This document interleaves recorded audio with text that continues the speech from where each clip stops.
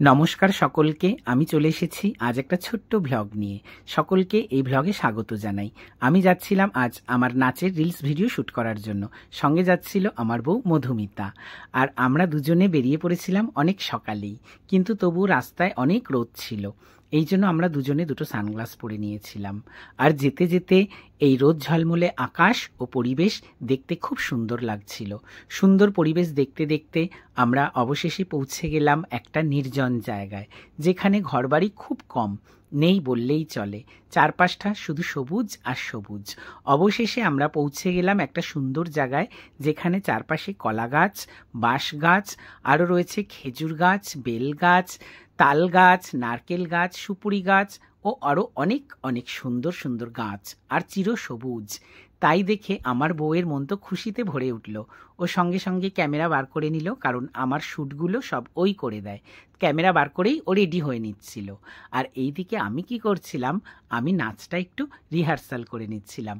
তার কারণ গান চালালে আমার শুধু নাচ ভুল হয়ে যায়। আমি যে কতবার নাচ ভুল করি তার কোনো ঠিক নেই।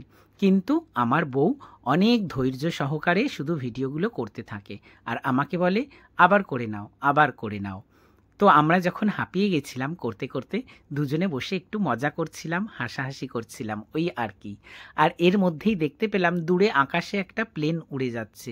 কি যে সুন্দর লাগছিল দেখতে। আমার বউকে আমি আবার ওটা দেখালাম। এরপরে আমরা বাড়ি ফিরবো বলে আমি গাটা একটু মুছে নিচ্ছিলাম। তার কারণ রোদে আমি ভীষণ ঘেমে গেছিলাম নাচ করতে করতে, তাই আমি একটু গাটা মুছে নিলাম।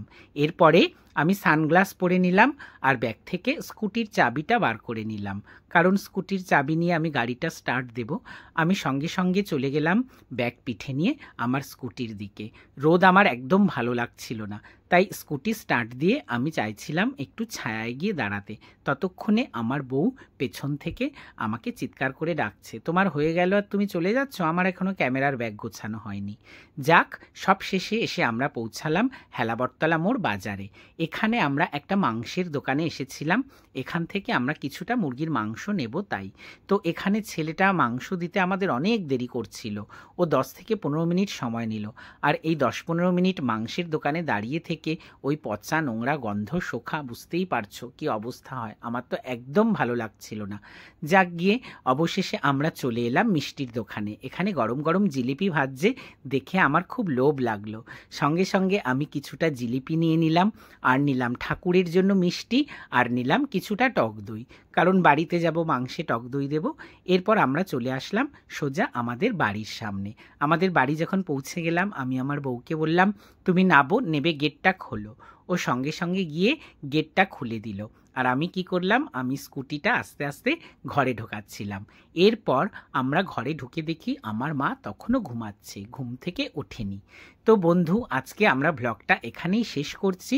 আমাদের এই ছোট্ট ব্লগটা কেমন লাগলো তোমরা অবশ্যই কিন্তু জানিও। আজকের জন্য সবাইকে আমরা টাটা, ভালো থাকবে তোমরা, দেখা হবে অন্য কোনো ব্লগে।